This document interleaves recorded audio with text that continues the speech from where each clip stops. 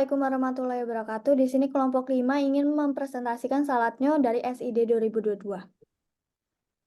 Anggota kelompok, kemudian saladnya adalah tempat bersantap yang menggabungkan cita rasa segar dengan kreasi modern dalam hidangan salad yang unik.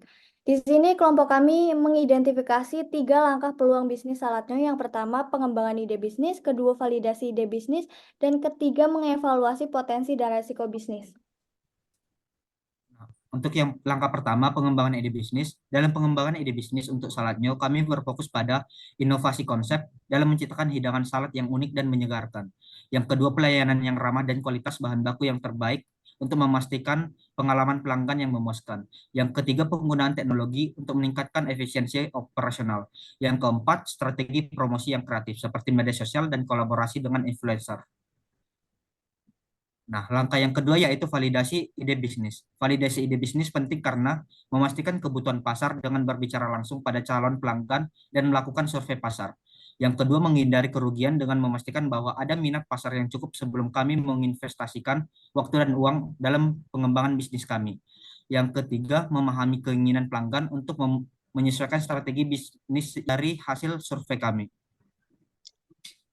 Berikut mengevaluasi potensi dan resiko bisnis. Untuk menjalankan bisnis ini dengan sukses, kami perlu mempertimbangkan beberapa hal berikut. Pertama, ukuran pasar untuk mempertimbangkan berapa banyak orang yang tertarik dengan konsep makanan sehat. Kedua, potensi keuntungan untuk menghitung berapa banyak pendapatan yang mungkin kami dapatkan setelah meninjau biaya operasional. Ketiga, biaya operasional untuk menentukan semua biaya yang diperlukan untuk menjalankan bisnis dan biaya sewa lainnya. Keempat, meninjau resiko untuk mungkin dihadapi bisnis kami seperti persaingan dengan bisnis sejenisnya. Lalu untuk penelitian industri saladnya, kami di sini mengidentifikasi 3, yaitu pertama pesaing bisnis makanan dengan produk yang menawarkan hidangan salad yang serupa, tergantung pada lokasi dengan skala operasional. Lalu yang kedua ada struktur pasar, yaitu pasar diversifikasi. Yang kedua persaingan tinggi dan pangan pasar. Yang ketiga ada faktor yang mempengaruhi, yaitu lokasi usaha yang strategis, inovasi dalam penyajian, pemasaran yang efektif, keseimbangan antara harga dan kualitas.